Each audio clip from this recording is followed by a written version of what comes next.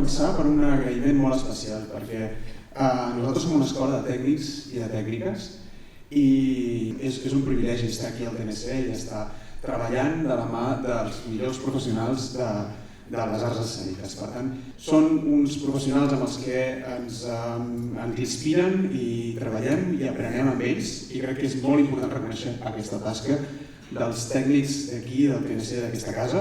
Per tant, us demano un fort aplaudiment per ells. Moltíssimes gràcies.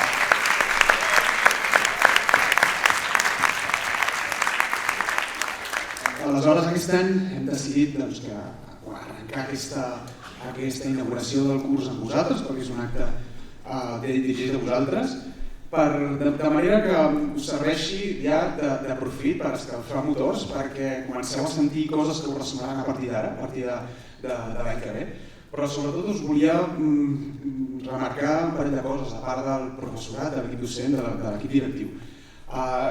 Creiem que és molt important arrencar una mica com l'any passat, aquella idea de ser molt exigents amb el vostre treball, amb la vostra feina, amb la responsabilitat, i sobretot nosaltres com a professorat us ajudarem a impulsar la creativitat del talent que teniu i no deixeu passar el temps, perquè realment el temps passa molt ràpid. Avui, aquest any, comencem el segon curs i s'acaba.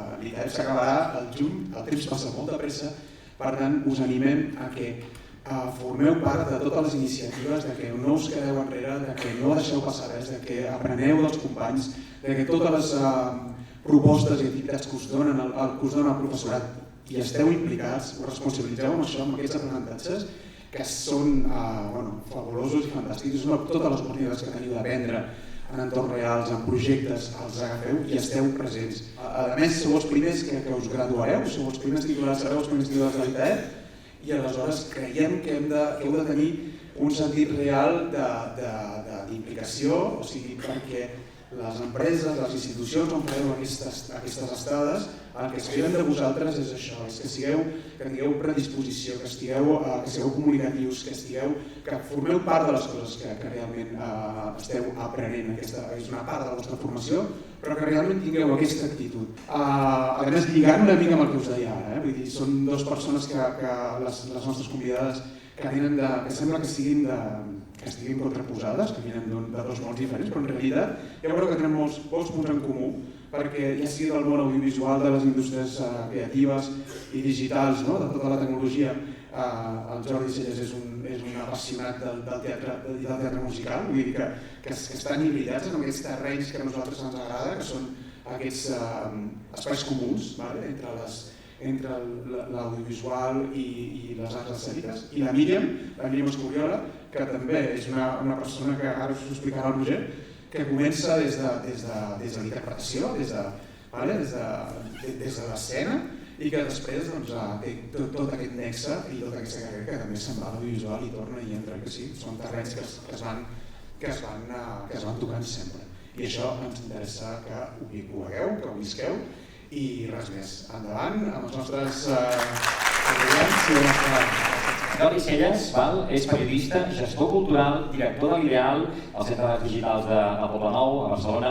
Ha col·laborat amb nombrosos mitjans, anomenar-los jo crec que és impossible, perquè ens estaríem ja tota la xerrada.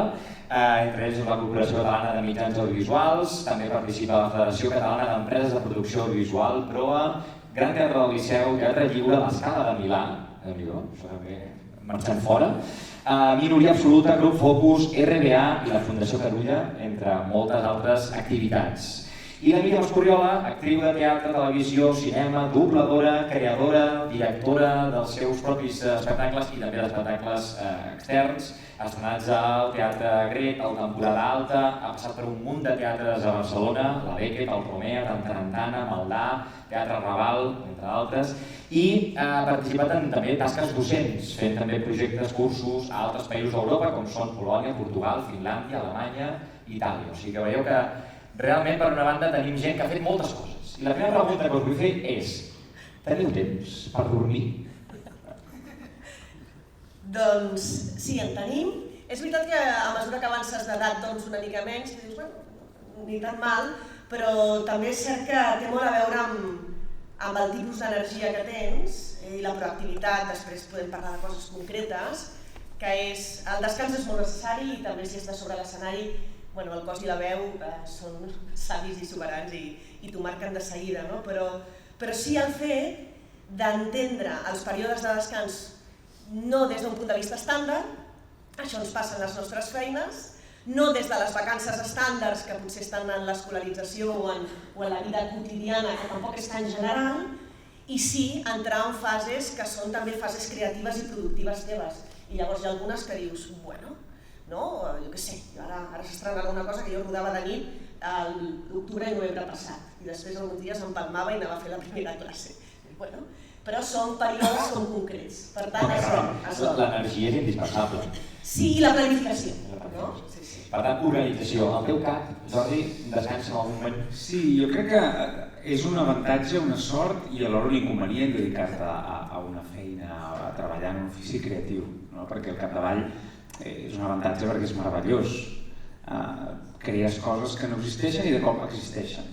Tens unes fulles de guió i de cop i volta es transformen en una pel·lícula, es transformen en un espectacle de teatre o estàs pensant en algun nou format i de cop i volta creem l'ideal i comencem a fer experiències immersives i ens inventem coses noves i això és meravellós perquè del no res passa i és fantàstic.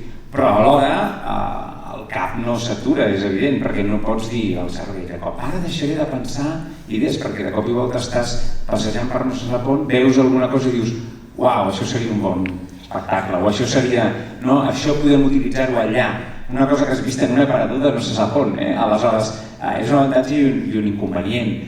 Jo sempre ho trobaré com una cosa positiva i molt d'acord amb això del temps, o sigui, al final una qüestió de planificació, tots tenim la nostra vida, tenim família, tinc nens, per exemple, i has de poder estar amb la teva família, amb els teus nens, i en aquests oficis nostres que impliquen horaris estranys, treballes una mica com l'hostaleria, treballa quan la resta de la gent està gaudint, està en el seu temps de lliure, aleshores vas una mica en contra del món normal, aleshores t'has de saber planificar bé i saber veure que hi ha moltes coses bones, de fet hi ha moltes coses bones. En tot cas, que la majoria dels estudiants ara mateix no tenen fills, per tant és un bon moment per poder-se dedicar als seus projectes sense pensar en la canalla que tenen a casa. Clarament. Anem a fer una mica de memòria. Quan estàveu estudiant jo parlava, jo no tenia pensat dedicar-me a la docència. Vosaltres heu acabat fent allò que volíeu quan estàveu estudiant?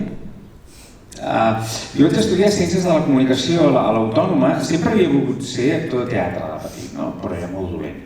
Aleshores... I això de dolent ho vas veure tu o t'ho han dit? Jo crec que ho notes, la vida et porta, és com dir, no, jo vull jugar a futbol, ja, però escolta, de cada 10 pilotes cap entra dins la porteria, per tant, això no ho pot ser. Allò de voler és poder tampoc és així, has de saber que et va bé i que no, jo crec que és intel·ligent això, o sigui, dir, no, és que si t'esforces molt ho aconseguiràs, bueno, no, hi ha coses que no. Per tant, has d'estar obert a acceptar les crítiques. Clar, o sigui, i a més en un ofici que es dedica en l'àmbit creatiu, sigui des de la perspectiva tècnica, sigui des de la perspectiva, diguem-ne, actoral, o sigui, treballem en un sector creatiu en el qual hi ha una piràmide com en el món de l'esport, una piràmide de talent i de qualitat. I llavors hi ha molta gent aspirant a ser una persona que està en aquest escenari protagonitzant un espectacle de la temporada. Hi ha milers i milers de persones amb ganes de fer-ho i n'hi ha 4 que faran l'espectacle que s'inaugurarà, que s'estrenarà aquí la setmana vinent. Aleshores, és evident, intentar negar això amb altres criteris o amb altres principis és un error. Has de saber, escolta, no puc ser actor, jo no podia ser actor, però en canvi m'encantava l'audiovisual, m'encantava el cinema, m'encantaven les sèries, m'encantaven els videojocs, era un friqui dels videojocs, m'encantaven els jocs, dic, tot això que m'agrada, com puc articular-ho d'alguna manera que em permeti poder créixer i poder exercir professionalment una cosa que em faci feliç, i de cop i volta Ciències de la Comunicació i de cop i volta em vaig trobar treballant en una empresa de teatre i em vaig acabar trobant sent productor de teatre, productor de cine i ara productor d'una cosa que ningú sap ben bé què són, els metaversos i els videojocs aquests que fem a l'ideal, que són més semblant a un videojoc que a una exposició, però que al capdavall treballo amb tot un equip de gent que podrien estar fent un videojoc de PlayStation. Però això significa que bàsicament has anat surfejant sobre l'onada, a mesura que el riu et portava cap a una banda, doncs t'has adaptat. En el teu cas, Míriam? Doncs mira, és gairebé al revés, molt al món. Jo vaig començar estudiant comunicació audiovisual, en aquest cas a la Pompeu Fabra, perquè m'interessava molt. M'interessava molt tot el món de la ficció, de la comunicació des de la ficció. Allà jo m'especialitzo en mig itinerari de guionatge i de direcció. De cop, els primers anys, en el plató, i també per fer magazins o per fer ficcions, fins que no arribaven actors i actrius professionals, i en aquest cas recordo especialment en Julio Manrique i la Daniela Feixas, no? Jo vaig anar a guardar, vaig dir, esta gente, ¿quién es? Dios mío. Col·laboràvem nosaltres mateixos per plató, per les pràctiques de realització dintre de les matèries de realització. I llavors vaig començar a sentir, vols dir que no és a l'altra banda? Tot i que l'havia fet teatre amateur i m'interessava molt, no? Després d'això, doncs sí, jo entro a l'ESAT, a l'Institut del Teatre, tanco la meva carrera i mira, feia temps que volia compartir aquesta frase i em digue amb de l'onada o el que dius ara, Jordi. Hi ha un discurs molt cèlebre de l'Steve Jobs que fa una universitat d'econòmiques a Stanford, quan ell estava bé, que diu: no tracteu de connectar els punts mirant endavant, els punts es connectaran quan miris enrere. Respecte a la vostra vida, carrera professional, motivacions, perspectives. I des d'aquest punt de vista, jo després inicio la meva carrera com a intèrpret, sí que debuto en una peça de text, purament una ficció de text, i en aquest cas a més de la Guerra Civil Espanyola, és a dir, coses diria molt clàssiques de la interpretació i superagraïda, però alhora apareix una plataforma en aquell moment érem joves creadors i creadores, que és Àrea Tangent, començo a fer projectes en els que començo a barrejar vídeo en directe, llavors tota la part de realització comença a tenir un sentit, com a performer jo o altres grups de persones a l'escena, amb dramatúrgies d'alguna de les persones com la Raquel Tomàs o la Cristina Clemente o l'Ivan Beltrán, l'Àlex Serrano, estàvem tots junts en un local que havíem llogat, al carrer Aurora. Llavors aquesta part híbrida comença a col·locar-se dintre de l'escena i això deriva molts anys després que el meu perfil d'actriu segueix i segueix treballant una mica, com deia en Jordi, des de l'especificitat, que jo no sabia i hagués agraït mogollon una xerrada com aquesta, de dir, va, però tu en què ets molt forta en el sentit d'aquelles coses que t'il·lusionen molt i que veus que tècnicament les has treballat. I això va començar a tenir un camí, en paral·lel, i amb això acabo, en què començo a dirigir altres companyies, peces vinculades amb la dansa-teatre, amb la fisicitat, amb algunes, diguéssim, noves dramatúrgies i la part interpretativa del text, i la meva vida és tot això ara que miro enrere. Aquí tenim com dues lectures, no? Això de parlar de que mai saps allò que estàs fent ara, de què et pot servir el futur, i això realment només ho saps quan arribes al futur. És a dir, ara mateix potser estàs fent alguna cosa que potser no li veus el sentit, però després, anys després, allò et serveix d'alguna cosa i és molt maco i és positiu, perquè al final és un aprenentatge a la vida que al final potser pren sentit, que és el que tu comentaves. I per l'altra banda, aquesta pressió que moltes vegades des de les famílies o des de la societat es rep, de que has de tenir clar ja el que vols fer demà. I que realment la vida ens ensenya a tots i a totes que no és així, que podem tenir una idea en un principi i les coses van canviant, es van resituant en funció del camí de la vida. Això tot el que estem parlant és molt maco, però com que ara hi busquem feina? A veure, jo acabo aquí d'estudiar, tinc un projecte una mica com vosaltres també recordeu al principi quan vau començar com es pot arribar a aconseguir que algú cregui en tu. Jo crec que hi ha dues maneres i que no són contradictòries. La primera és fer coses. Per fer coses no cal massa. Cals tu i ganes. I fer coses amb col·lectius de gent, és que en el meu cas, com que m'encantaven els mitjans de comunicació, doncs treballava en una tele local, soc d'Olot, treballava en una tele local, feia ràdio i d'allà llavors ens fotíem uns programes, evidentment no veiem un duro, o sigui, estàvem treballant, duro era unes monedes antigues que corresponien a 5 pessetes. I quan diem això vol dir que no ens paguen, és que això l'altre dia em va passar i em va impactar. I no va, exacte, la cosa del duro no va entrar del tot. Aleshores no cobraven res, però estàvem treballant, estàvem fent programes, estàvem provant-nos a nosaltres mateixos. També tampoc s'esperava res més de nosaltres, perquè quan no pagues res estàs fent una cosa que tu vols, i l'estàs fent. Per tant, fer coses. Fer. I per l'altre, les pràctiques. Per mi, o sigui, que ara jo em trobo a l'altre costat, i ara, evidentment, nosaltres contractem a molta gent d'àmbits molt diversos, molts d'àmbit de tècnica, tant d'arts escèniques com d'audiovisual, contractem moltíssima gent. Diria que de la gent, diguem-ne, sènior, gent que té experiència, doncs escolta, hi arribes perquè algú el coneix, perquè LinkedIn, perquè fas una crida, perquè t'arriben un paquet de currículums, els analitzes i llavors crides aquella persona. Però de la gent jove, i a més sempre intentem tenir un balanç de les dues coses, el 80%, i dic el 80% prudent, però diria més encara, arriben perquè els hem conegut perquè han vingut a fer pràctiques amb nosaltres. Vull dir, i és molta gent. Cada cop i volta estan amb tu 2 mesos, estan amb tu 3 mesos, estan provant, i de cop i volta dius, aquesta persona me la quedo, perquè realment veus el que sap i veus el potencial que pot tenir. Aleshores, per mi, és fonamental l'actitud que es té, si és que té de gust, si vas a fer pràctiques a un lloc que no t'agrada, doncs també al capdavall estàs descobrint una altra cosa, no? Però, si el lloc t'agrada, vaja, com a mínim a la meva experiència, en el nostre cas, les pràctiques són la porta d'entrada, però de moltíssima gent. Per tant, l'actitud, la manera de ser, la manera de treballar, la proactivitat, la manera de no esperar que em diuen, sinó proposar. Això és fonamental. A mi, vaja, i a mi em toca contractar molta gent. Per mi és això, quan veig aquesta actitud, dic, aquesta persona. Al final, jo recordo també quan jo feia pràctiques que a mi em feia vergonya proposar coses, perquè deies, home, si diuen que no, quin ridícul, no? En aquest sentit, jo us animo també, i també sé com que deia el Jordi, és millor dir alguna cosa que et diguin que no, a no dir absolutament res que estan esperant com un estaquiot. No? I en el teu cas, mira, per exemple, si jo tinc un projecte, tinc ganes de tirar endavant algun espectacle, quan estan ara també començant els seus primers projectes, com poden moure-ho això? A qui poden trucar? Com poden començar? Jo, mira, crec que una clau també és que fer coses, que en aquest cas podria significar doncs estem en un projecte, fins i tot hi ha persones d'aquí que ens hem sentit afins o amb d'altres i hem generat una companyia concreta per aquell projecte.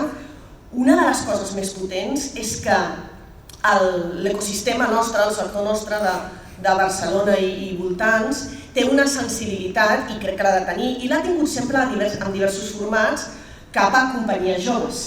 Llavors és veritat que, parafrasejant una mica les mateixes situacions que deia en Jordi, però des d'un punt de vista de l'art escènic, aixecar coses sabent que potser no tindrà una rendibilitat econòmica d'entrada que seria la natural o la saludable, però aixecar-les també, per això abans li preguntava al Joan, clar, ells fan fol, els que esteu al cicle formatiu, aixecar-les amb un cert coneixement que no només amb la il·lusió del teu projecte, és a dir, la idea, la creativitat, l'essència, el fet que sent companyia jove hi ha diverses possibilitats o diversos circuits, des de Fira Tàrrega, que ara està tancant la crida per residències joves, com per exemple els ciclons que havia fet fins ara el Tantarantana, que són cicles que se seguiran repetint, com que hi ha 2 teatres que es reobren ara, el Gaudí, que el porta la Gemma d'Ausedes, l'Anna Carreño i el Màrius Hernández, que estan obrint ara, que és un teatre nou i són teatres de petit mig format, com també obrirà l'any que ve de nou el Teatre del Raval amb una altra visió, amb un altre punt de vista.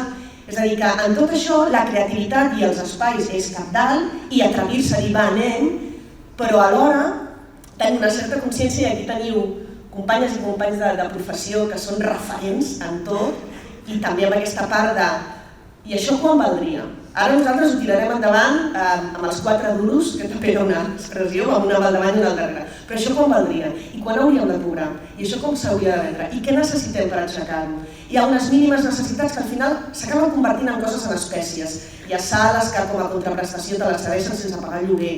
Tu al final pots dir, escolta, doncs bueno, mira, aquell em deixa no sé què, aquell em deixa no sé quantos, i arrenquem, i inclús hi ha un impuls de l'escola amb alguna assessoria del que sigui. Però has de poder quantificar que al final entres en un negoci.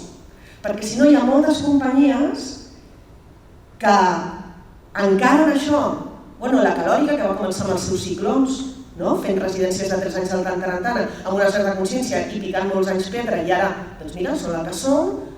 Però també hi ha altres companyies que dius, clar, t'has cremat pel camí. Però clar, si és que si no contemples segons quines coses de producció, és pixar contra el vent. Llavors jo crec que val la pena tenir aquest equilibri, no? I d'altra banda, l'altre canal, que és, des del punt de vista teatral, si hi ha alguns càstings oberts més, diguéssim, més plausibles de poder-hi participar o audicionar, des del punt de vista teatral, és per personatges joves, perquè una miqueta seguint aquesta línia que deia en Jordi, de professionals sèniors o ja experimentats, doncs en el món escènic no hi ha tants càstings oberts. I és veritat, mira, aquí la casa, per exemple, fa càstings d'arxius, però per personatges joves sí. I des del punt de vista audiovisual, ni te cuento. Per començar a trobar agència o representant, si ets una persona jove, Aquí tens unes portes que pots picar, però en segons quines edats, tots ho sabem, és molt complexa. Llavors són dos vies, una i l'altra. I també, una mica, i en això també suposo que tots teniu experiència, que parlaves dels inicis a Olot, també la vinculació amb centres cívics, per exemple, que al final també tots pensem en TV3, tots pensem en el TNC, amb la Beckett o grans referents, però moltes vegades per on hem de començar és per baix de tot, i és per aquests centres cívics que moltes vegades ells sí que t'obren la porta a qualsevol cosa, entre cometes, perquè estan buscant precisament per aquest tipus de contingut que tampoc no demanen més. Nosaltres, quan vam obrir Àrea Tangent, que sobretot va ser una iniciativa de l'Àlex, de l'Ivan, de la Raquel, de la Cristina Alonso, que ara està dirigint el Graner, doncs es va llogar un local del carrer Aurora del barri del Raval, superbonic i preciós, però bueno, es va llogar un local, llavors es feien segons quines performances els dimarts curtes, per treure una taquilla, segons quines residències, i a partir d'aquí l'Hermà Monin va fer molt de suport, i Temporada Alta va fer molt de suport. Però va fer molt de suport i va començar a programar coses quan aquell espai ja existia. Quan aquell garatge ja existia i va deixar d'existir perquè en un cert moment vam deixar de ser tan joves i jo què sé, i allò ens va derivar cap a altres llocs. I jo m'hi vaig afegir a aquest primer grup impulsor. Però sí, i allò era com un garatge. I Jordi, abans parlaves que a vegades us arriba alguna persona que ve perquè referenciada per algun contacte, per algú que coneixeu, recomanada. Moltes vegades es diu que aquests venen enxufats. El tema dels contactes, que moltes vegades es veu com una cosa negativa, és essencial en aquest món. Sí, és que, a veure, al capdavall,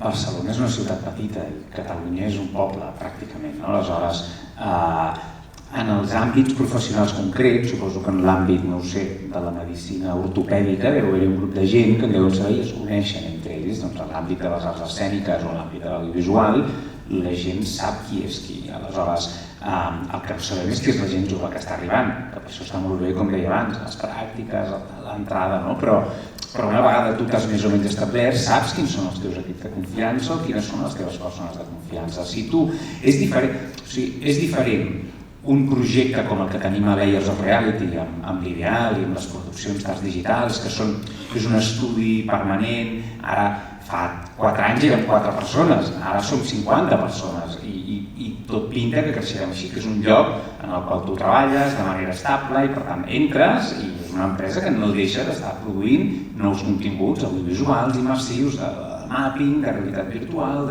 és igual, treballant amb tecnologies audiovisuals de tota mena, això és un àmbit. I l'altre és l'àmbit de la producció de les escèniques. Quan nosaltres fem els nostres musicals, doncs si fem el producer, estem cantant Bajo la lluvia, ara estem fent el Dia de la Marmota, avui mateix estem fent les sessions de fotos que les estrenarem al desembre. L'equip que es contracta entre els artistes i els tècnics són al voltant de 80 persones. Quan comença el musical, a la nit, obrim Tívoli, sona la primera nota i hi ha 80 persones treballant allà. Entre els artistes, els músics, els tècnics, els regidors, els maquinistes, tothom. Aleshores, clar, aquell equip que durant el temps de producció no és ni de 80, pot arribar a ser de 100, 100 i pico persones, és un equip que es munta i es desmunta. Tenen aquest cicle, o sigui, nosaltres mirem amb qui farem el Dia de la Marmota. Doncs busquem i tenim un director tècnic, el director tècnic busca l'equip de tècnics que li anirà bé per l'àmbit del so, per l'àmbit de la gestió, diguem-ne, de material o de presència dins de l'escenari escènic, l'àmbit dels maquinistes, o busca tècnics de muntatge, de desmuntatge, munta el seu equip.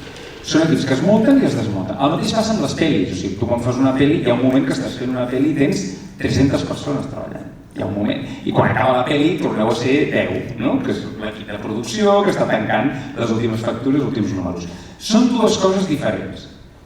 L'àmbit més tipus, que deia l'Ideal, és gent que entra per formar part d'un equip estable i que s'hi queda més temps, i l'altre, que és segurament més habitual en aquest sector, que és el de lo raro és lo de l'aires. O sigui, lo normal és projectes que comencen i acaben, En aquests projectes, precisament, la dificultat està d'entrar a la roda, però un cop entres a la roda, és campanya.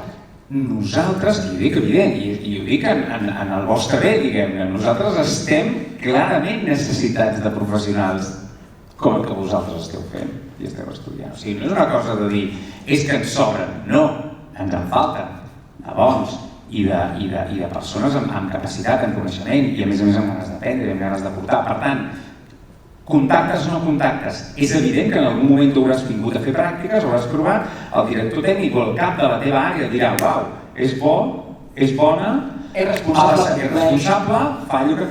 A la següent vegada el tornarem a buscar i a la següent vegada, i després aquesta persona al cap d'uns quants anys serà cap. Nosaltres estic molt content perquè en les nostres produccions que vam començar, la productora la vam començar fa 6 anys, persones que estaven de microfonistes han acabat de caps de so o fins i tot de dissenyadors de so. I havien començat de microfonistes fa 6 anys. Per tant, també la clau és no dir mai que no en les coses que vagin proposant perquè realment la roda puguis estar dins. Parlant de nos, com es gestiona el no? És a dir, presentes un projecte amb tota la il·lusió del món, tens la certesa que això es mereix un Gaudí, això es mereix un Goya perquè és la millor idea de la història i et diuen no. Com gestiones aquesta frustració davant que et diguin que no a un projecte? Hi ha dues vessants d'aquests nos i després també ho diu amb els contactes des del punt de vista del món interpretatiu, perquè té també les seves variables. Però respecte als nos, al final si tu audiciones o ara amb els self-tapes, que és una cosa que agilitza un primer procés de selecció, per dir-ho d'alguna manera, o de triatge, doncs és que, clar, n'hi haurà un no per setmana per fer una ràtio. I ha d'haver-hi un no per setmana, diguéssim, com a mitjana, perquè el que estan buscant en aquella producció en concret, ja sigui de caràcter teatral o audiovisual, doncs és un perfil molt concret i al final són molta gent. D'altra banda és els nos sobre projecte. Després torno als nos quan tu estàs audicionant, purament com a intèrpret, amb tot el teu material i el que tu ets i com estàs ara. Sobre projectes, et poden desestimar molts projectes. A les convocatòries, com per exemple de la Fundació Carulla, com per exemple del Lliure, com per exemple de l'Escenari Joan Brossa, hi ha convocatòries de projecte com molts altres, com a festivals, com a Tàrrega, com a temporada alta, no com a convocatòria, però sí el Quim Masó, que seria una convocatòria més elaborada. Al final tu has de creure en aquell projecte.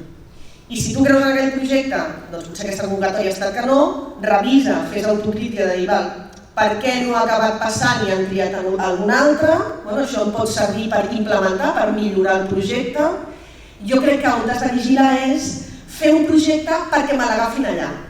Perquè llavors comença a no tenir molta identitat, de vegades, comença a no estar treballat. No, el farem perquè com que ha sortit aquella convocatòria fem-lo per enviar allà.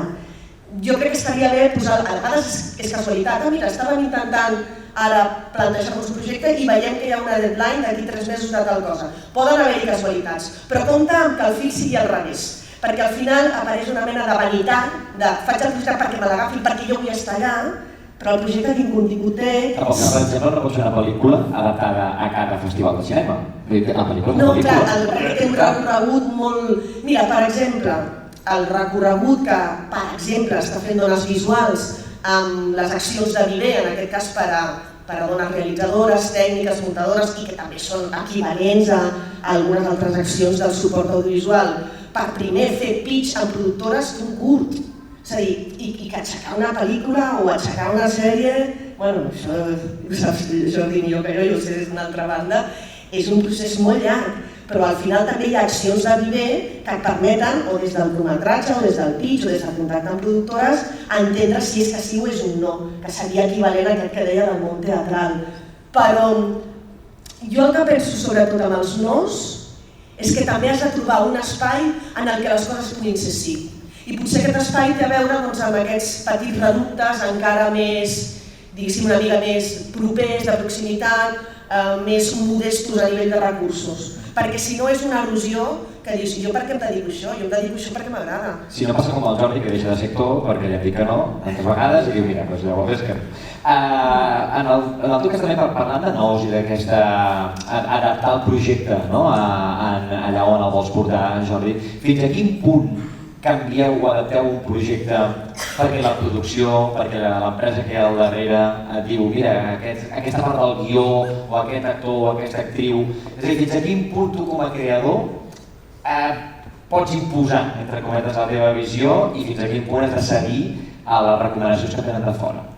Clar, mira, ara, en aquest moment de la meva vida professional en el qual puc tenir certa capacitat de dir escolta'm, aquest és el projecte que m'interessa, vull fer això, vull fer-ho d'aquesta manera, tinc la capacitat per decidir-ho i poder-ho fer, però fins i tot ara, que podries dir, bueno, no, aquest tio pot fer el que vol, no faig el que vull. O sigui, hem de tenir al cap que en l'àmbit de la creativitat, de l'art, de les arts escèniques, de l'audiovisual, tot, absolutament tot el que fem són projectes en equip.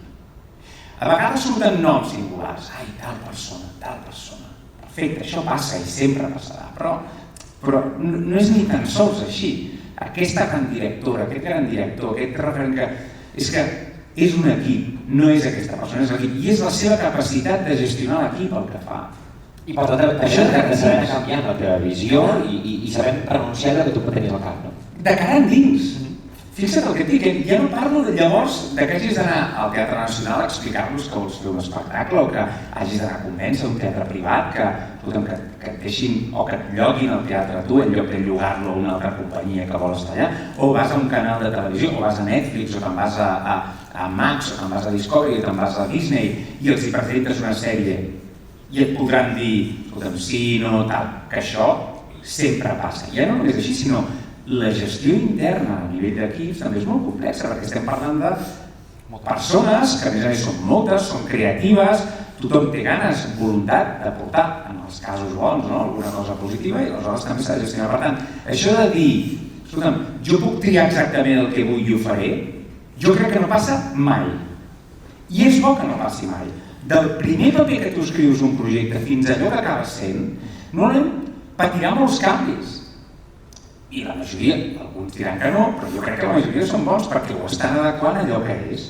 És diferent que tu vagis al Festival TNT, que ha sigut aquests dies a Terrassa, i tens un tipus de proposta que el que busca ja la direcció d'aquest esdeveniment és que sigui especialment diferent, trencadora, innovadora i tal, a que tu te'n vagis a presentar una proposta aquí al Teatre Nacional o que te'n vagis a TV3 a presentar un nou projecte de sèrie o que vinguis a l'Ideal a dir, escolta, aquí volem fer una cosa nova híbrida d'arts digitals i performance en viu i tal. És que és molt diferent cada lloc on vas, no? Aleshores, aquesta capacitat d'entendre només la tens i només la guanyes amb el temps i amb l'experiència. Per això és important tenir experiència com més aviat millor, fent les teves pròpies coses i fent pràctiques en tercers, però és fonamental, perquè hi ha una lògica que si no, no l'entens. És que també això és molt comú, i a mi també m'ha passat d'anar a presentar una cosa a algun lloc on no pinta res, per ignorància, perquè no sabies... O per calendari, de vegades... O per calendari. Vas a un calendari que dius, clar, és que no sé parlar. I en aquest sentit, Míriam, també parlant de projectes, quan aneu a vendre una idea o quan aneu a explicar una idea, quins suports són importants a l'hora d'explicar el projecte? Tu vas amb un dossier i ja està, o acompanyes d'alguna presentació, algun suport audiovisual, com veneu idees? Mira, si em circumscriveixo ara, per exemple, més a una part escènica, teatral,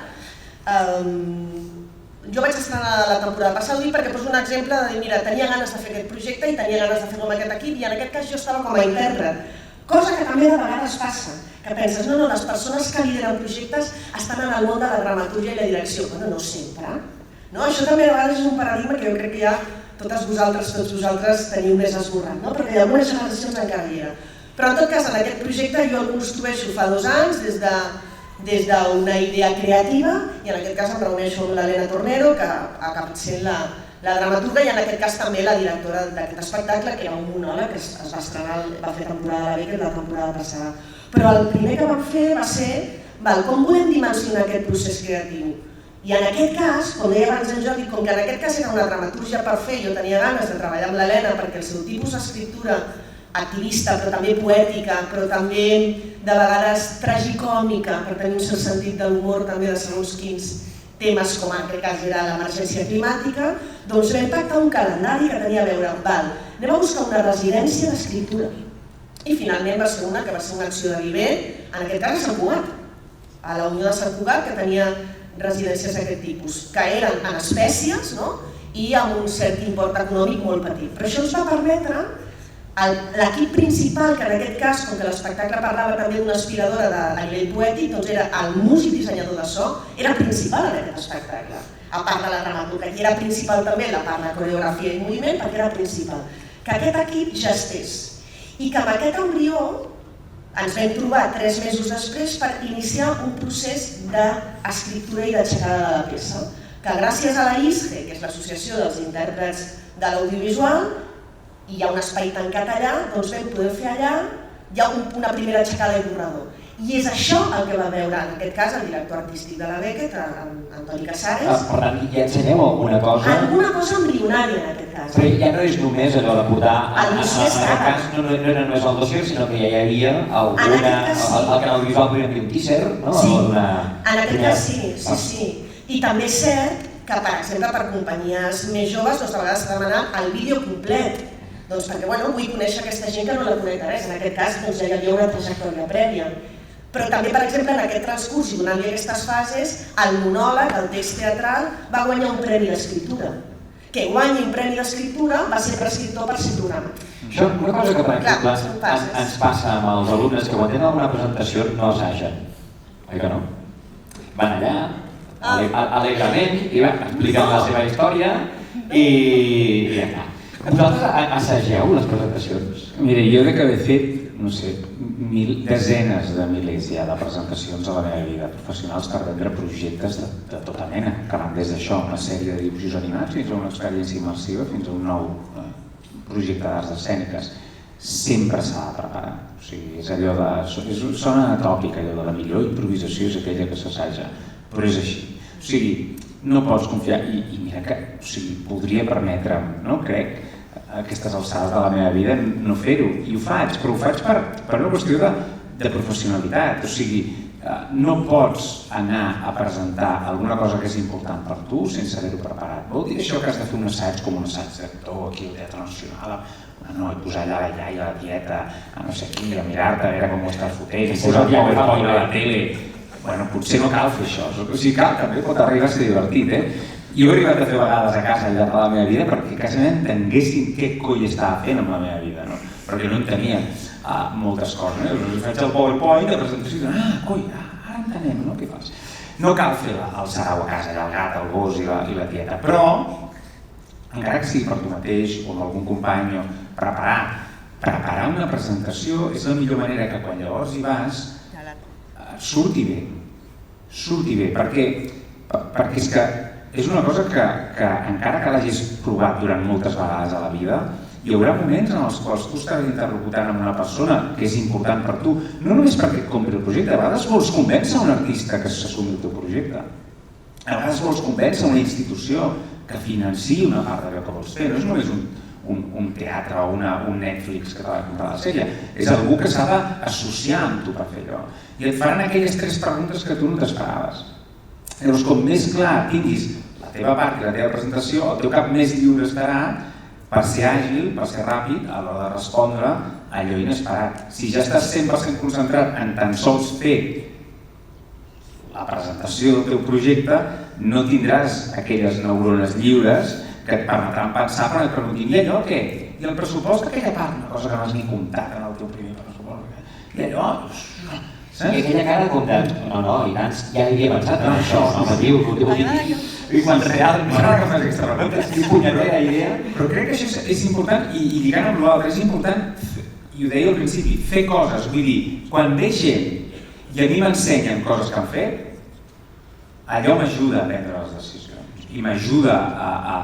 No és perquè allò que t'ensenyin sigui perfecte, però algú que ve i em diu, escolta, m'he participat, he fet el disseny tècnic d'aquest espectacle del centre cívic del meu poble, he fet, jo què sé, el disseny de so d'un joc de no sé què, aquesta gent que fan un mapping a no sé on, els hi he fet, o sigui, i t'ho ensenyen i dius, uau, et pot agradar més, et pot agradar menys el que han fet, pot ser més o menys professional, però el que t'explica, aquesta mena de catàleg d'activitats que has fet, és la intenció d'aquella persona que tens davant, no? I a mi per això és fonamental, i és més enllà de la vida professional, aquest catàleg que al principi són coses que has fet perquè la botiga del carrer teu et van demanar, no?, uns amics de tota la vida que els hi fessis aquell acte d'inauguració. Però ja pots ensenyar alguna cosa. Clar, i a més amb el temps s'acaba convertint en un espectacle a la sala gran del TNC o no sé què, perquè s'hi acaba convertint. Però has de començar amb aquelles activitats, perquè si no, doncs què has fet? Bueno, he anat a l'ITAEP, he fet això, perfecte. Contractant, professors fantàstics, o sigui, ja d'entrada bona predisposició, Molt bé. I llavors, ensenya'm alguna cosa. Bueno, no? I anem acabant, va. Sé que és molt àmplia la pregunta, us la faré als dos. En el cas de les arts escèniques, quin tipus de contingut el sector ara mateix creus que pot encaixar? És veritat que és molt àmplia, però d'una banda crec que hi ha, i això per exemple em lliga amb els Malnascuts, que és una iniciativa de la Sala Beque, que són companyies joves que generen cada any perquè persones joves es coneguin de tots els àmbits, de dins i fora de l'escena. Crec que s'ha de parlar dels temes sobre els quals jo estic vivint ara. És a dir, tinc una edat concreta, tinc un context concret i aquí tinc moltes coses sobre les quals puc parlar. Ara bé, això ho lligo amb... He de tenir referents. I els referents passen per, ni que sigui a l'assaig general, si vaig justa de pasta, hi ha escena 25, hi ha entrades reduïdes, però si no hi ha assajos generals, he de consumir cada setmana coses, perquè si no tinc referents no sé de què vull parlar.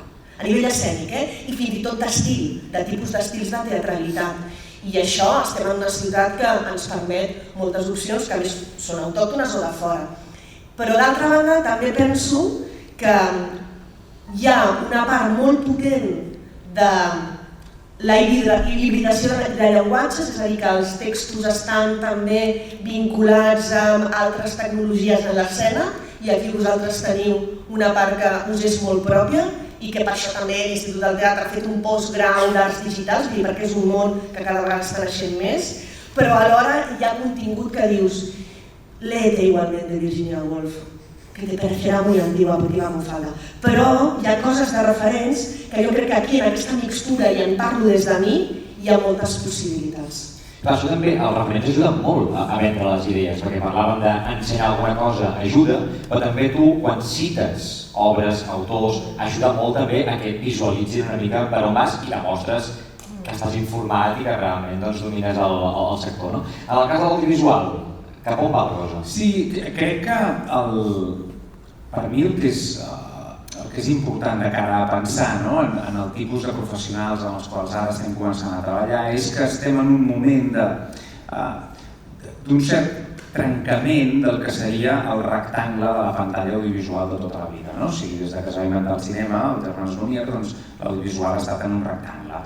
Una pantalla de projecció, una pantalla de tele, una pantalla de mòbil. Ara, i ja es veu quan veniu a l'Ideal o qualsevol dels llocs aquests que estem, quan fem els espais de metavers, en realitat virtual en llibertat de moviments o la realitat augmentada, les Oliveres que va presentar Meta, per exemple, la setmana passada, estem trencant aquest rectangle perquè tot el nostre entorn sigui sensible a ser audiovisualitzat amb contingut audiovisual o amb contingut interactiu. Això vol dir que tot allò que fins ara era una pantalla rectangle, en els pròxims 10 anys es convertirà en 360 graus al nostre món, tindrem objectes 3D interactius al nostre voltant, de fet ja ho tenim, ja ho estem fent, si veniu a l'Ideal doncs ho veieu i això, aleshores, el nostre entorn pot interactuar també amb les eines de contingut audiovisual d'una manera física, no és només la nostra veu, són les nostres mans, és el nostre cos, aleshores tot això és el lloc en el qual estem ara. Nosaltres, els professionals que ens venen, saben Unreal Engine, saben Unity, saben programació bàsica, saben utilitzar les eines d'intel·ligència artificial d'avui, que no són les que hi haurà demà, però les d'avui sí.